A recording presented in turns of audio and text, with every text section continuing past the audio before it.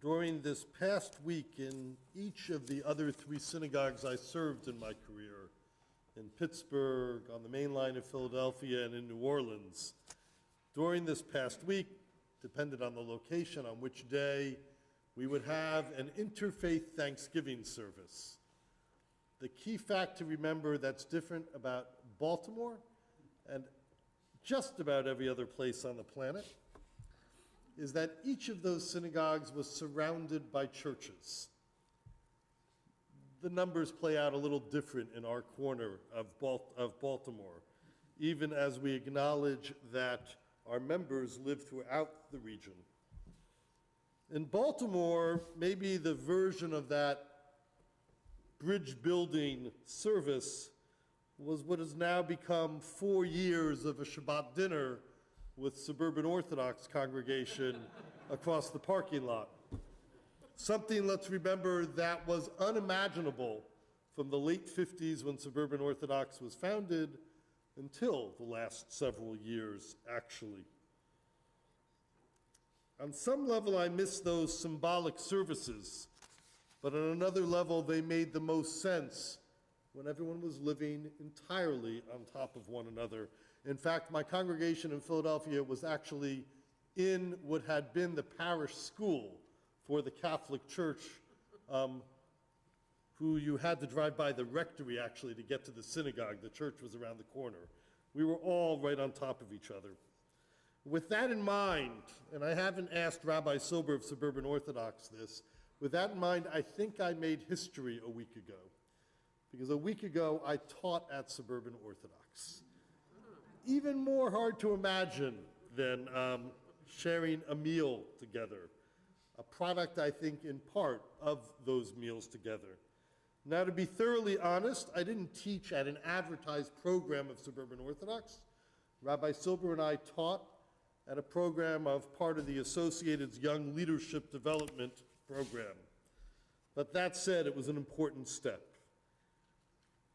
Also important, though I think not surprising, is I think that Rabbi Silber agreed with just about everything I said that night, and that I agreed with everything he said except when he referenced a hoped-for third temple in Jerusalem. And yet I was able to openly speak about that difference in the gathering. So there's a gap. He said one thing I didn't agree with. I'm sure if we talked and talked and talked, as we have with one another, there are plenty of other things he might say that I don't agree with.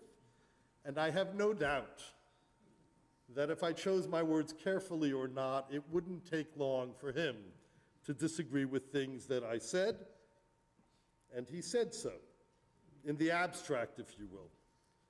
But tradition, text, Jews, how we build a community, were all present that evening, unifying and real.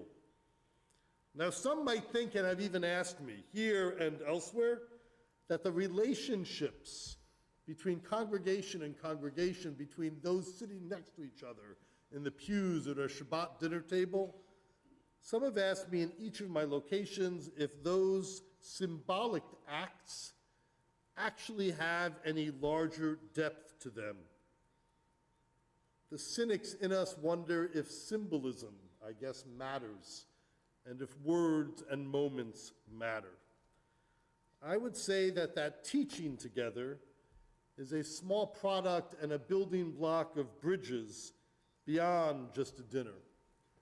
And I would say, actually, in fact, I guess I've staked my career on it, that symbolism is not dead in this world.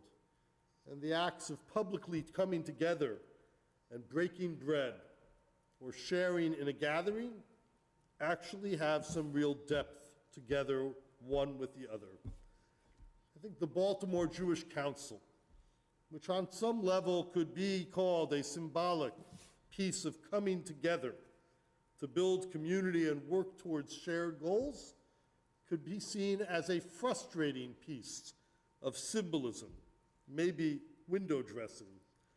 The frustration comes out of the fact that, as with all coalitions, there are by definition things that we as a congregation or I as an individual might feel strongly about that the Baltimore Jewish Council is not going to come to as a whole, as a nature of a coalition of congregations and organizations. I actually don't think that's new. I think it's been the case as long as there have been community relations councils in any city. But the work of coming together to build relationships, to find those issues which we could nurture as a community, to work together in Annapolis for the betterment of the Jewish community and for all of Maryland, I think there's something to that.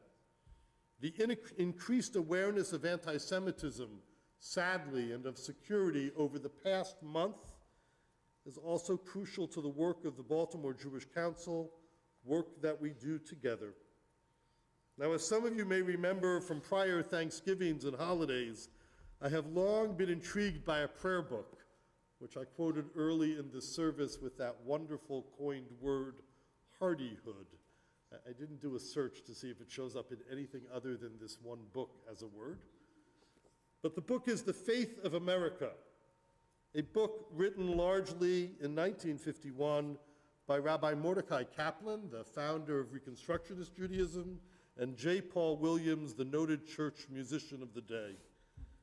The relished post-World War II hopes and realities of diversity and embracing one another, not just tolerance in America, speak through this book, a hoped-for reality not just of interfaith services for Thanksgiving, but also for Memorial Day and July 4th and Labor Day and Constitution Day.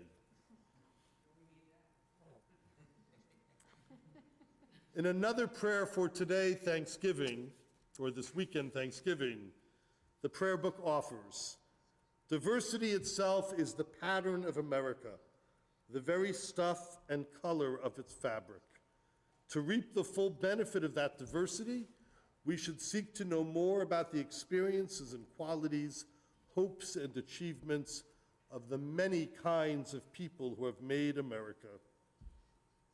Let's acknowledge that ours is not the first generation to live in the midst of a dispute over the mixtures and the peoples that make up America. Not everyone in 1951 agreed with Kaplan and Williams. I have a feeling that most of the prayers in this book were attempted as prescription, not description, of goals and not snapshots of the reality they saw. And yet such mindsets, such goals and values don't spring from thin air. They come from cultural and religious ideals.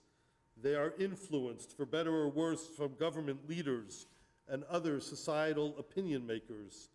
And they are nurtured through contacts, events, music, and programs, even if they may only seem to be symbolic or episodic. In Baltimore, we are blessed to have the ICJS, now named the Institute for Islamic, Jewish, and Christian Studies. It may strike you odd, but it is part of what brought me to town. This nationally respected organization aimed at getting us to learn about one another. They run programs for lay people and programs for clergy, and sometimes allow us to mix together in the same room. They aim for deep discussions about theology and about public issues, and they aim to build bridges over differences of belief, of practice, and of socioeconomic position in life. Thanksgiving is mostly about stuffing, turkey, and pie. This year it has sadly been a time of joking about the relative health merits of lettuce and pie. However, this weekend should also be about more than jokes and more than family together. It should be about a country that should be trying to come together and the values of diversity and possibilities of that country. Great differences of opinion, sure, even in 1951. But great societal possibilities even today, I think some of us still think so, or work to make it true. With that in mind, let us say amen. We turn to page 200.